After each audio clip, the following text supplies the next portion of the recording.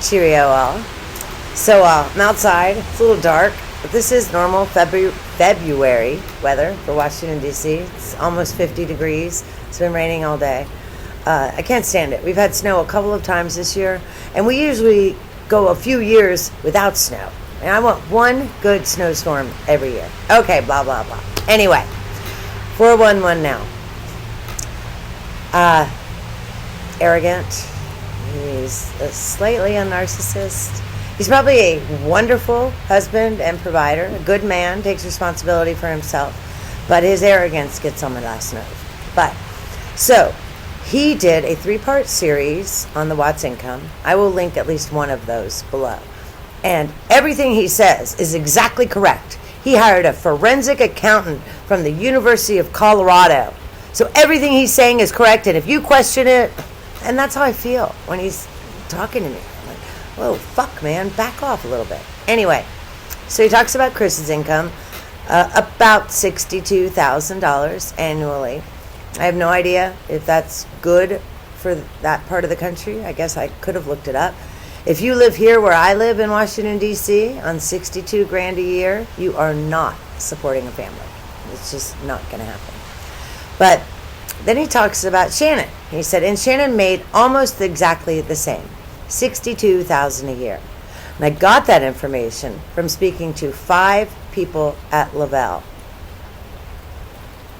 He got his information from the MLM. Okay. I've brought her up before.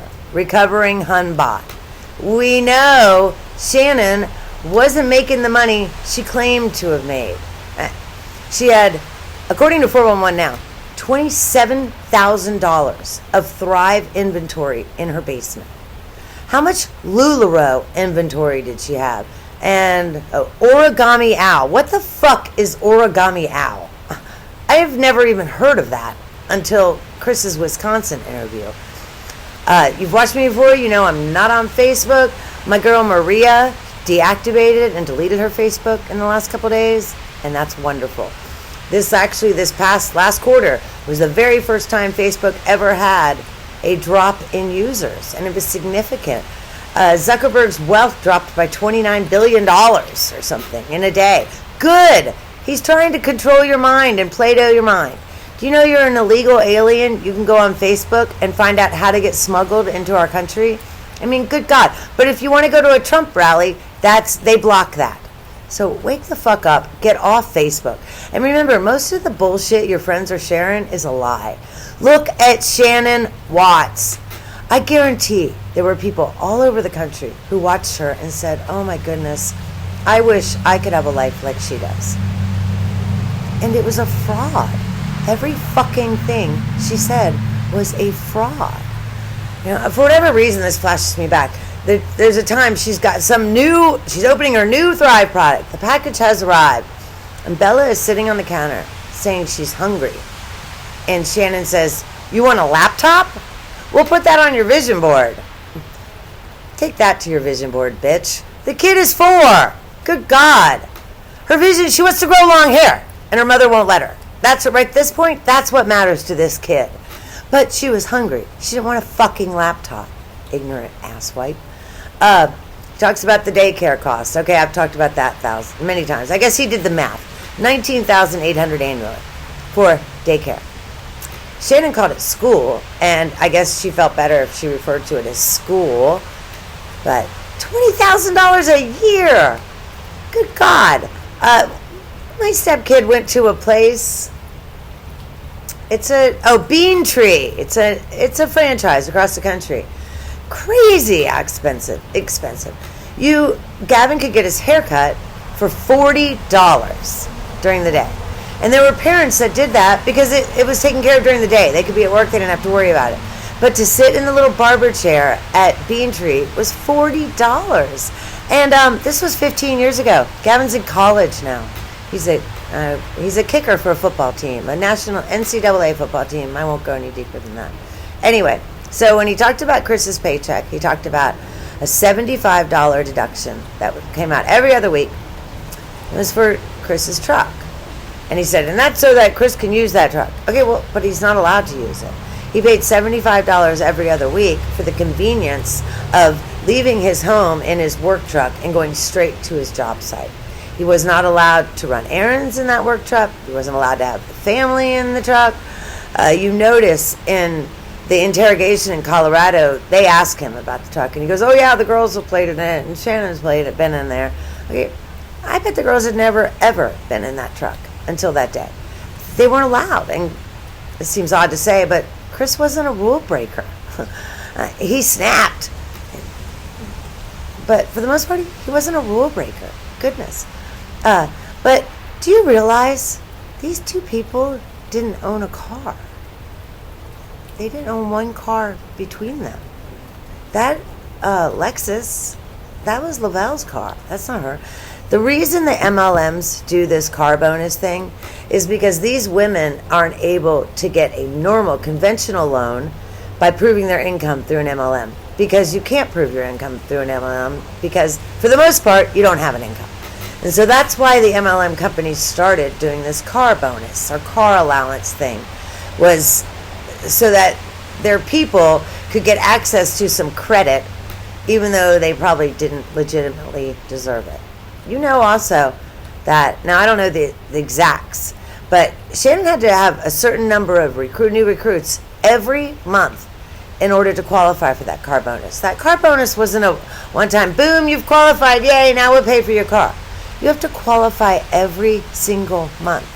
And that's why I believe Shannon had probably some fake accounts that were paying for the Lavelle subscription off her own credit cards. I just find it hard to believe that she was able to find that many suckers every month. Yeah, it still kills me that Amanda, Chris ran with her husband, the director at Primrose, signed up for MLM. She is an educated woman, and she signed up for an MLM. Never had a job in my life where I had to give them money. Okay, so I have to more on this. I'm going to do a part 2 because, I don't like, well, you know what? F it. Let's keep going for a minute. Okay, so 411 now talks about Chris's excessive spending. Okay, this man is so painfully biased, it hurts. He talks about Chris ate at McDonald's almost every day. What the fuck? No, he didn't. Remember, this dude was counting his macros. I don't even know what the hell a macro is. And I'm thin, I'm in shape, I exercise. I don't know what a macro is. He was not eating at McDonald's. I'm the kind of person, I don't worry about stuff like that. I would never buy anything fat-free. I want to enjoy the taste. What you do is you just don't eat as much of it. But even me, who doesn't care about that stuff, I don't eat at McDonald's more than once a month, if that, because it's just grease and gross. He talks about all the money he was spending on his mistress and his girlfriend. He spent, I think, a total of $63 and change at the Lazy Dog. That was the total that he spent family money on NK. Because he was using Anadarko gift cards. And that last Saturday night, he had no other way to pay. So he used his family card. NK picked up on that. Oh my goodness. Don't take the Lord's name in vain. My goodness. Shannon picked up on that because she was such a stalker that transactions flipped up on her phone. Creepy. When I get a direct deposit, that notifies me on my phone. Nothing other than that. I would never look at my man's phone. I don't do stuff. When you are looking for things that you shouldn't know, you're going to end up having questions that you're not able to ask. And then it's going to drive you nuts. So don't do that. Okay, got to turn the page because I do know I have some more. Hopefully trying to get through all this in the video. I see recovering Hunbot, but I already talked about that. That the car allowance, she had to be met every month. She had to meet those requirements every month. I wanted to look up the Thrive Income Disclosure Report, but I had better things to do. He talks about their family money, that they're spending money on Chris to have a phone, and how outrageous that is. What? Shannon had a phone. She used her phone for her business. Chris's company provided him an extra phone. So, hey, 411 now. Why is it okay for Shannon to have a phone, but not Chris? Oh, and back up a little bit. That ancillary spending, crazy excess spending, that was Shannon. She's got a video with the newest little headphones around her neck. I brought this up. She got that fucking Apple Watch when her stinking phone never leaves her hand. Goodness, that would annoy me. When I open my iMac, it starts beeping up text messages, and that gets on my nerves. I can't imagine my phone beeping and then my hand beeping. Oh, I gotta shut up. He does talk about the HOA fee. So my man just walked out on the porch. I can't stop, so I got to keep going. He's going to be watching me. 401 now talks about how hard Shannon worked. Now my man is doing naughty things. If you watch Cruel World, Happy Minds, her man does that too. But she didn't. She worked hard doing this. What the fuck? Good God. He talks about how Chris had to watch his football games. Okay, and with DirecTV, the NFL package is free. They did that 3 or 4 years ago because people were leaving DirecTV to go to the other providers to watch the NFL package for free. So he wasn't paying 1 penny extra for NFL on DirecTV. 401 now talks about the reason Chris had no access to the banking because he proved he didn't know what he was doing when he sold his four-wheeler. Okay, he made a mistake. I don't know the exact numbers, but he owed $2,000 on his four-wheeler, and he sold it for $1,700. Okay, but remember, when this man did that, he had a $20,000 savings account, zero money in credit card debt. So he may have been immature when it came to that aspect of it. For the most part, though, he managed his money just fine. I believe part of the reason that Shannon wouldn't let him have access is because she didn't want him to see what the fuck she was doing. I mean, goodness, remember, she was spending them into oblivion, but her yellow fake fingernails always looked fucking great. I bring up the fingernails all the time because they're so trashy it makes me cringe. And then my last thing is, so what's going to happen to that house? I guess Chase is just sitting on it right now. When we bought our very first house in 1996, it was a brand new neighborhood, and very shortly after that, I don't even know why I'm laughing. A house blew up in the middle of the night. It was a gas leak. The dad and the 2 kids happened to be blown up and away from the property, and they survived. The mom died. Horrendous.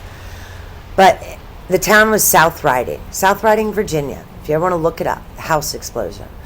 But what South Riding did was they ripped that house down, and now it's just a little open area. I think there's a bench there and some flowers and stuff. But they need to get rid of that house. Nobody's going to buy it. I'll be flat out. I'd buy it. I'd live in it. I have no issue with that at all. Doesn't faze me. I'd pay market value. I mean, whatever, $380. But that's creepy. Okay, I'm going to shut it down. If you're still watching now, I'm shocked. Please hit like, hit subscribe, and share it with your friends. Take care. God bless America.